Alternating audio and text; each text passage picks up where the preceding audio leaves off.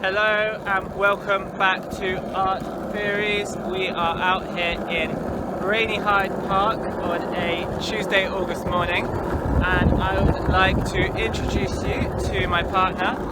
Say hi. I'm currently getting a lift, and we're heading to the Serpentine Pavilion to see the new Counterspace installation. We've actually already been and we loved it so much that we're coming back, so see you there. Woo!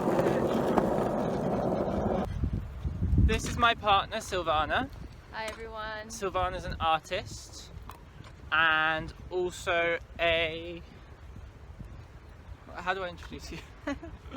Hi everyone, I'm an artist and I'm currently also working for an arts charity based in London, and yeah, today I'm here with Art Theories.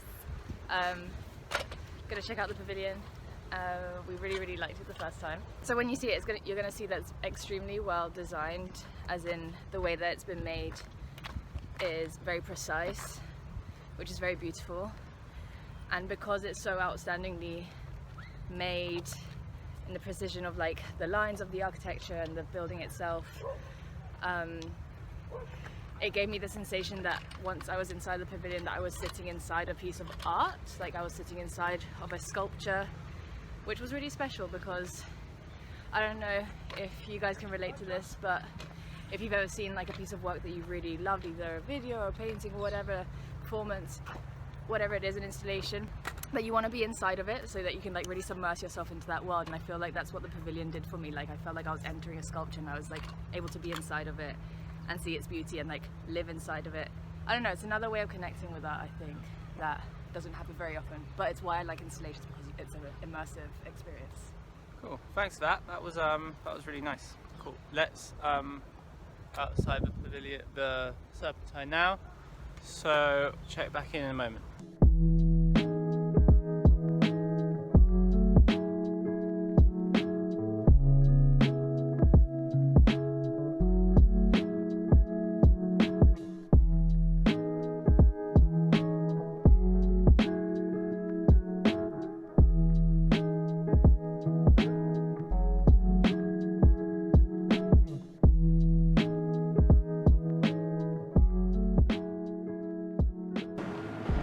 Yeah, where do you want to sit? There's so many spots. Do you want to sit a more outdoor bit? Yeah, should we sit? I'm not sure. Yeah, what about over there?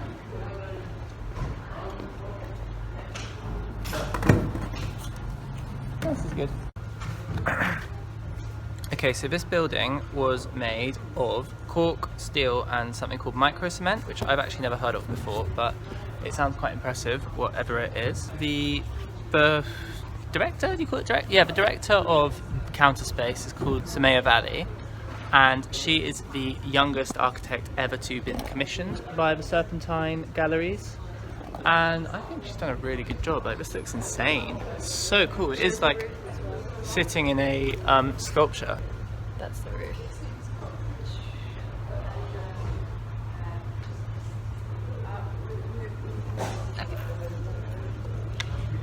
And like I mentioned before, this studio is mostly based in Johannesburg, and Valley with this project was trying to encapsulate the stories and the spaces of migration based in London. So she has taken inspiration from 50 spaces across London which have something to do with London's story of migration, and that extends to libraries and cafes and hair salons and places of worship, and she's taken aspects from each of those things and she's kind of condensed it and mashed them together and abstracted them to create this space, which I think is really cool. And obviously because she's trying to create something which is really built into the City of London, she's created this big one here, and then she's also created like 4, I guess you would call them sculptures or like functional kind of bits of furniture, which she's placed across London, which we're going to go to, well, I'm going to go to later today.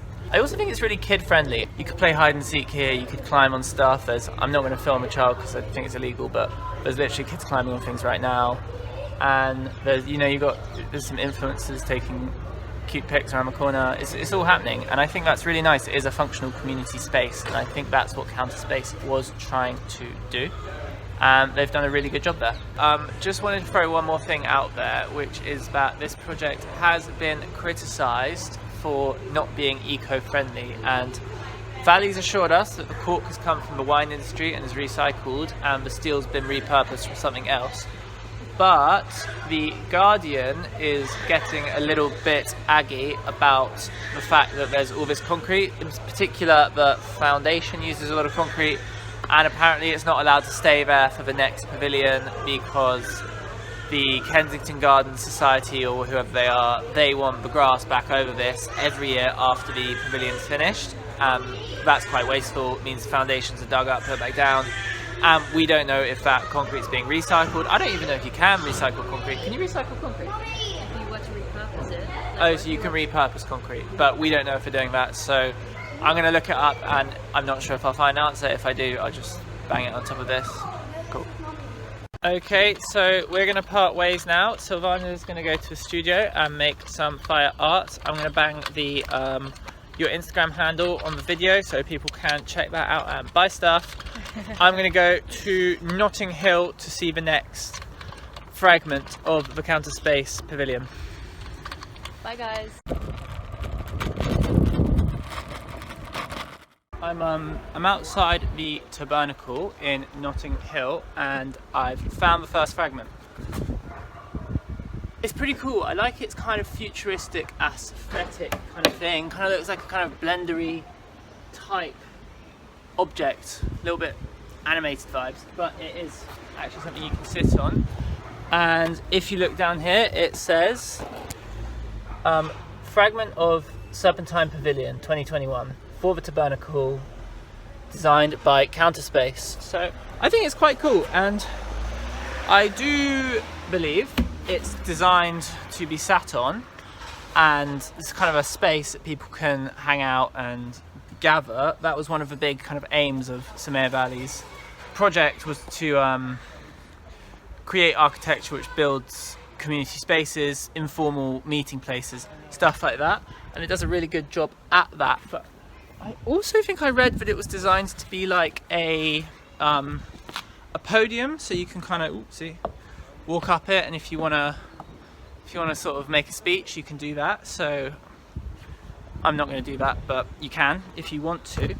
And the Tabernacle is important because it's a community space for the people of Notting Hill and Westbourne Grove, and it's got like a theatre inside and event rooms and stuff like that, and it's used by the council, but most importantly it's used by the Notting Hill Carnival Committee to just to plan carnival and stuff like that. If you're not from London, carnival is a really big carnival celebration of Jamaican and Caribbean culture, which takes place every year when it's not COVID, but obviously it's COVID right now, so we haven't had it for a while. But it's a big celebration of migration, so I can understand why Counterspace, who are interested in stories of identity and migration, would have wanted to collaborate with this space. Yeah, I kind of rate it. It's quite comfortable.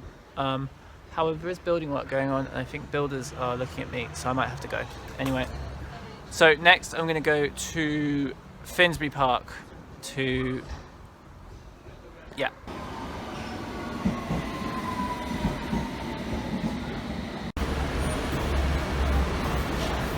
So I'm outside of New Beacon Books, which is where the next fragment of the Counterspace Pavilion is supposed to be located, but I'm having a bit of trouble finding it, and the bookshop's closed, so I can't really ask anyone. So I think I'm going to have to do like a little scoot around the block and just see if I can find it, but I'm getting a bit worried because I've walked up and down the street once already. So I'll be right back. So I've been walking and scooting around Finsbury for a little bit now, and can't find this fragment. So I'm gonna keep looking, might ask someone, but yeah, so that's where I'm at. Basically, I'm giving up because I've got to get to the next, there's two more. The next one's in Dagenham, and if you're not from London, Dagenham's quite far out, so that'll be a tube journey. And I can't spend the rest of my day in lovely Finsbury Park trying to find this fragment. So if anyone actually does know where it is, please let me know in the comments, because I've been going a bit crazy over here. So after quite a long journey to Dagenham, and then what seemed like quite a long scoot, I did finally find the next fragment, and I was getting pretty worried. I was getting lost, going to wrong places, asking around loads and loads, but I found the Valence Library, and then in the Valence Library I found the Arts and Culture Hub space and the Beacon Tree Forever project, and I was lucky enough to meet Tamara, who's the Cultural Commissioner of the Borough of Barking, and Joe, who is the artist in residence for this part of the Serpentine project, the Fragment. And Joe's putting on a locally run radio station. And yeah, they got out the Fragment, and we moved it around. And this one's portable, so you can push it around and like do stuff like. Ooh, this isn't looking great, is it? There are limits to selfie sticks, apparently. Hard to believe. But you can just move it around and play with it, and it's really great for kids or just chilling on. There's some pillows and stuff like that. So it's actually really cool, really fun. And it's just really nicely integrated into the community, because I haven't seen much stuff like that from the Serpentine Pavilion before. Yeah, and not only that, but they've given me a freshly picked lemonade made in Barking. Yeah, this is super cool. I'm so happy after the disappointment. Oh, and they told me why I didn't find the one in Finsbury Park. It's because it was in the bookshop and the bookshop was closed. So I did scoot up and down Finsbury Park a couple of times for literally no reason, but I think it's all part of it. I don't really mind. My mind whether there would be people who would do the trail. Yeah, well, it's so interesting. you're the first person that we've met. I mean, obviously there could have been other people when we're not here. Can I ask you, is it your first time to the borough? You know that this I've never been to Dagenham. You're on the Beacon Tree estate.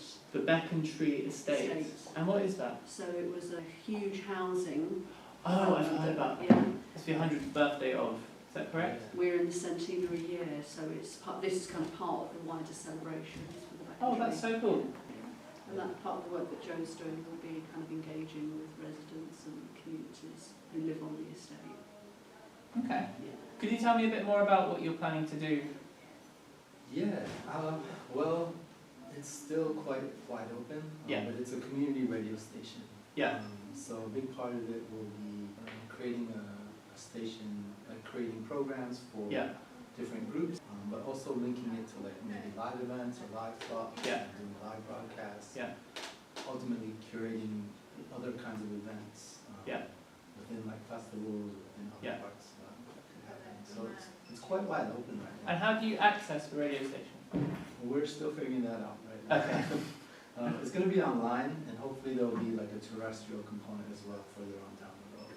What do you mean by a terrestrial component? Like FM station. Okay, got you. But right now it's going to be just online.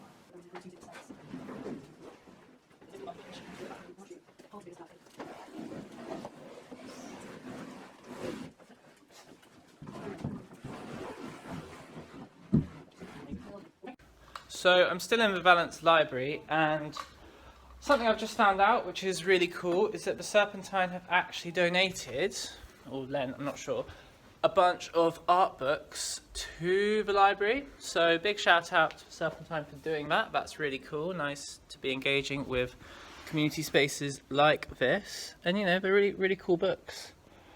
These are shiny and new as well, so that's cool.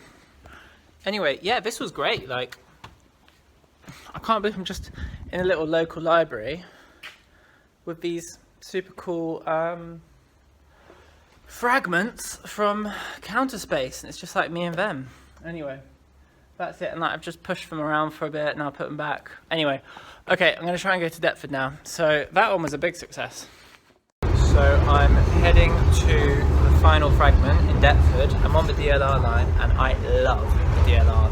It's got the best views in all of London, best line. I could sit on this tube for the whole day and just look at that. That's beautiful. So cool. London's cool. I love it.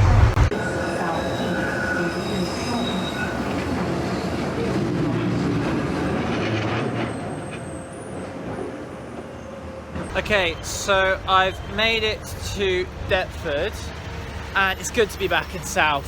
I was slightly out of my depth there in the East. Feels good to be back in familiar territory. So I've got to find, excuse me, I've got to find the Albany. I don't know where that is. I might go ask in the pub because my phone's really low on battery at this point. Anyway, hoping I find that final Counterspace Horcrux. Feeling very excited. I'm outside the Albion and I've just spoken to someone in there, and he said basically it's the last Fragments in there, but they're closing, they want to go home, they've locked up, and it's a hard no. I am not allowed access to that final Fragment. He said I could come back tomorrow, anytime between, I think he said 10 and 2, I actually can't remember.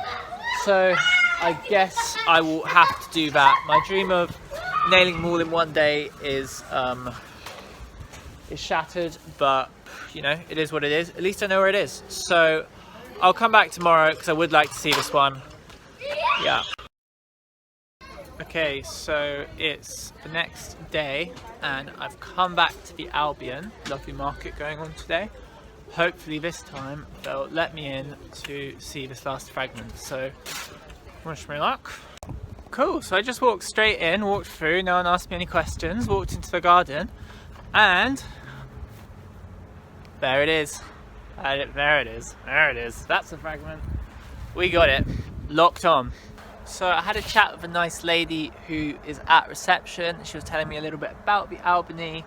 They're a theatre space, but they're also like very kind of like embedded in the community of Deptford, and they've got this lovely outdoor space here where they hold events, and they're also partnered with the Deptford Library, which is really just around the corner, and they do stuff there. So yeah, it makes total sense why Counterspace would want to incorporate themselves, would want to associate themselves with a space like this in their kind of attempt to create a an artwork or a piece of architecture which is embedded within London and London's different communities. And yeah, she was telling me that they have like poetry nights here, and people sit there and then the poets stand on the podium, so you can kind of like do a bit of this, stand up here, do your poetry, and you've got your audience there. So it's nice, the space is functional, as well as just like, I just like a good Fragment, like it's cool, it's a cool shape. I think when I first stumbled upon the pavilion in Serpentine Gallery and I read the kind of blurb, I was a bit like, yeah, of course, like another big London gallery, like claiming to be like working with local communities, like they all kind of say they do that. I wasn't immediately sold, I wasn't quite sure in what way, so it was only when I went away and did some research I was like, oh, this actually looks like a really interesting project.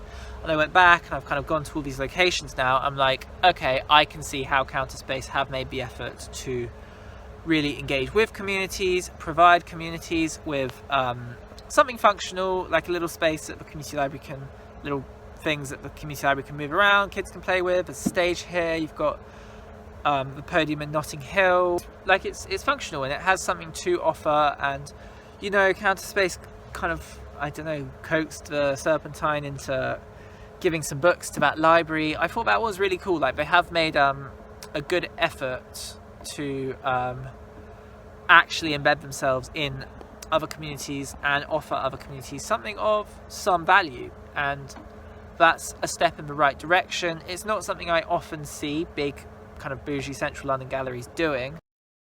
Sorry to interrupt, I just had a few more thoughts on this subject. So my first thought was, why did the Serpentine Gallery choose to work with Counterspace, who are so community driven? And does the Serpentine want to continue engaging with local communities in London, or are we going to see them kind of going back to what they're doing before? And if this was a one-off, was it just a sort of case of performative allyship, show people on social media how much they're doing to help local communities, and then kind of just crack on with their kind of thing that they were doing before? Or can we actually expect to see a sustained engagement with local communities?